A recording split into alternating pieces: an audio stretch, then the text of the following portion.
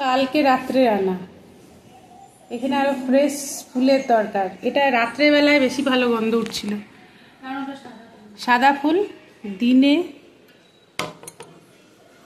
এটা ফেলে দিতে হবে। গন্ধ আছে আছে কিন্তু হাতে নিলে পাচ্ছি, কিন্তু নাকে নিলে পাচ্ছি। এখানে আবার আরো ফ্রেশ ফুল নিয়ে আসতে হবে। ফুলে গন্ধ নেই তো ভাবতেও পারি না। শুনেছিস এটা? হ্যাঁ, ফুলে গন্ধ নেই এ তো ভাবতেই পারি না। কেন বলতো? Covid time.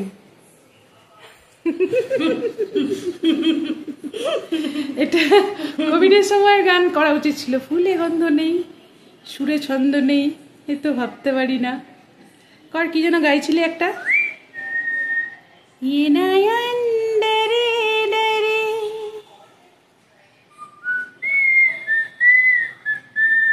পিচ পারফেকশন হচ্ছে না।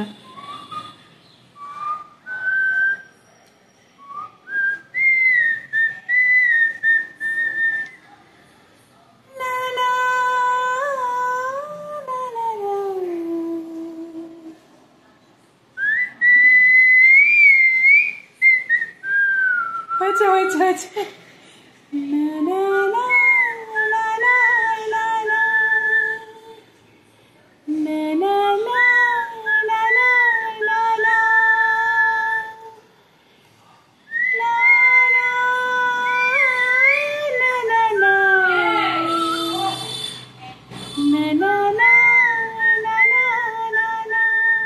গুড গুড গুড, ভালো হচ্ছে।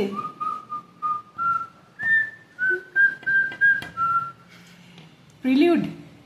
ও তারপরে সুরটা কি? তো শীষের চোটে আমি তো গানটাই ভুলে গেলাম। অন্তরাতে কি এনেছে?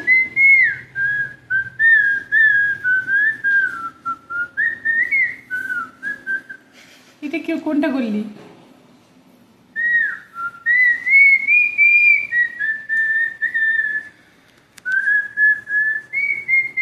এটা কি তুই বোলপুরে শিখেছিস? হ্যাঁ,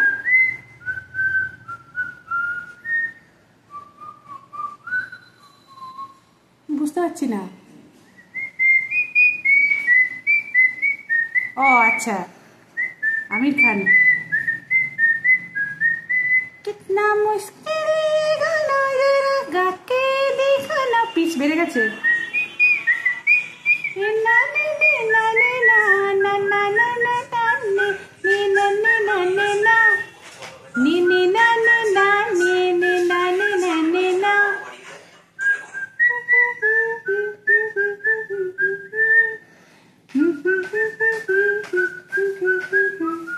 আজ থেকে সারেগামাপা শুরু। আমরা দর্শক হিসেবে দেখব আর তালিয়া দেঙ্গে। সবাই খুব ভালো গাক, এটাই চাই। গানটা কর। এটা একটা কি করলি? গান কর, চান কর। গরম লাগছে, ফ্যান চালা। আরে এক লাইন কর। কি গাইব? কিছু একটা কর। ওই রঙ্গিলা।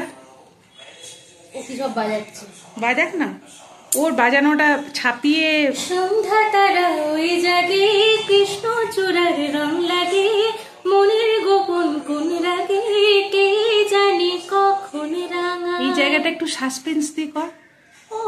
আবার সন্ধ্যা তারা ওই জাগে, কৃষ্ণ চূড়ার রং লাগে, মনে গোপন কোন রাগে, কে জানি কখন রাঙা।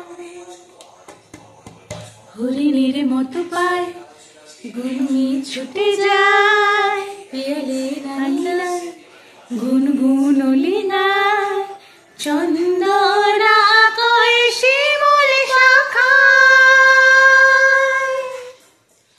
ও চাঁদ যা চলে যা, মায়া যায় যা, মনে যা। ও চাঁদ যা চলে যা, মায়া যায় যা, বলে যায় রে মেঘের ভেলায়। ভাষা বাঁধা সপনে। ভাষা নয়, বাসা। বাসা বাঁধা, বাসা বাঁধা স্বপনে, বাসা বাঁধার স্বপনে। চলছে কে গো মনে গান গে নতুন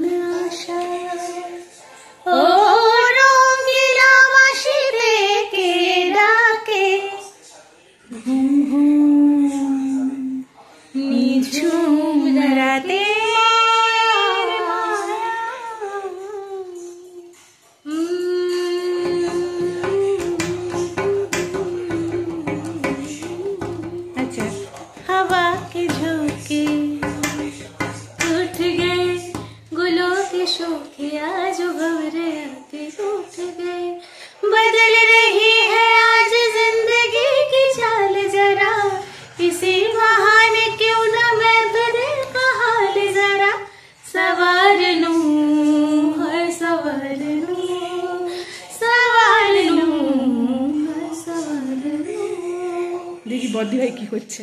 কি সব বাজাচ্ছে না, ও মছলি করছে। কিরকম লাগছে তোকে দেখতে? দেখুন এবারে পেঁয়াজ ভাজাতে আমি দিয়ে দেবো আদা রসুন বাটা, তারপর এটাকেও একবার খুব ভালো করে মিশিয়ে নেবো। এবার পেঁয়াজটাও আমাদের এখানে হালকা লাল হয়ে ভাজা হয়ে এসছে। অতনুর রান্নাঘর মিত্র বাড়িতে।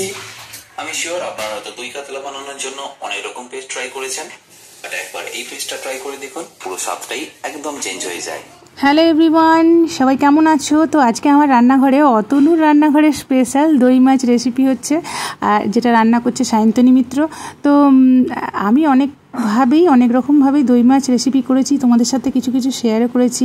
যে কোনোভাবেই দই মাছটা কিন্তু বেশ টেস্টি হয়, তাই না? দই কাতলা বলো, রুই বলো, বেশ ভালোই লাগে। তো আজকে অতনু স্পেশাল রেসিপি, যেমন সর্ষের তেলের মধ্যে প্রথমে মান্তু গরম মশলা অ্যাড করেছে, আর তারপরে গরম মশলাটা যখন খরা খরা হয়ে যাবে, তারপর পেঁয়াজ আদা রসুন পেস্ট যেটা, তো সেটা দিয়ে এখন একটু মানে মশলাটা কষাচ্ছে, এবং মশলা কষানোর সঙ্গে সঙ্গে সেখানে হলুদ, রেড চিলি পাউডার, লবণ, এইগুলো সমস্ত কিছু অ্যাড করছে। ওটা যখন একটু তেল ছেড়ে আসবে, না লবণটা তার পরেই দিচ্ছে আর কি, আমি আগে বলে ফেললাম।